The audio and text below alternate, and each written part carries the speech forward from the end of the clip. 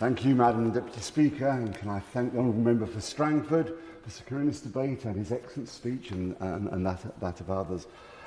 Pakistan's constitution enshrines the right of every citizen to profess, practice and propagate his religion. Whilst in January, the Minister of Foreign Affairs went as far as to claim Pakistan has undertaken wide-ranging measures to promote religious freedom and protect minority rights. That is sadly and simply untrue. In the face of forced conversions and mob violence, the Pakistani government is far too often failing to fulfil its basic duty of protecting its citizens. Even more seriously, there's widespread evidence of the state actively supporting the discrimination of certain religious minorities, including Shia Muslims, Christians and Hindus, with laws against blasphemy in particular being used to undermine their human rights and freedoms. However, today I want to focus on the Ahmadi Muslim community, who are subject to some of the most serious discrimination. I'm proud many in the Ahmadi Muslim community live and or worship in my constituency, which is home to Morden's magnificent Battle Fatu Mosque, the largest mosque in the UK and the worldwide headquarters of the faith.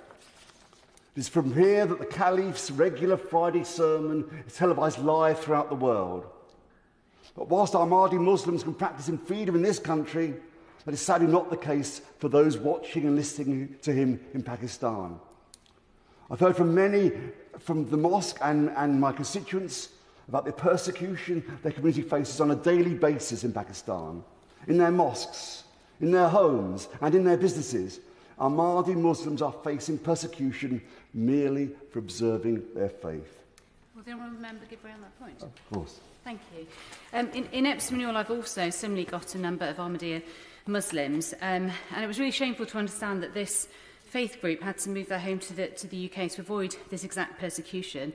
Does the honourable member agree with me that all religious groups should have the freedom to practice their faith in Pakistan, and that we here should in this House be a voice for the persecuted? Yeah. I completely agree, and we have an absolute duty to enforce that and make sure that happens.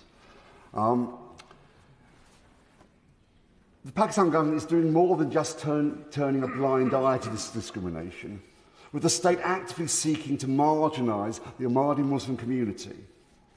Unless Ahmadi Muslims declare themselves to be non-Muslim, they are not permitted to stand for office or vote, denied a voice in the system that is meant to uphold their rights.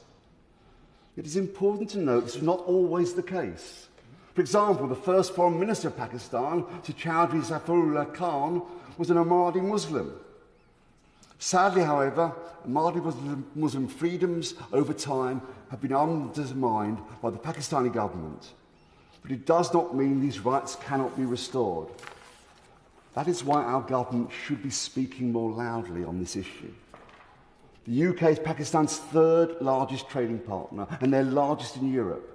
We are consequently not without influence. Disenfranchised and marginalised Pakistani and Ahmadi Muslims have very few options at their disposal. It is therefore our duty to raise our voices, for the government to do so, do what it can to help protect their and other religious minorities' rights.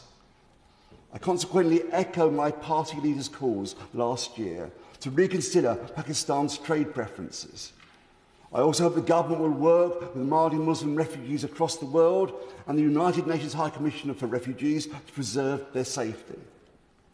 As Gladstone said in 1877, non-conformity supplies the backbone of English liberalism, and the government must do what it can to continue this country's proud liberal tradition, protecting the rights of the Ahmadi Muslims and the religious minorities in Pakistan. Thank you.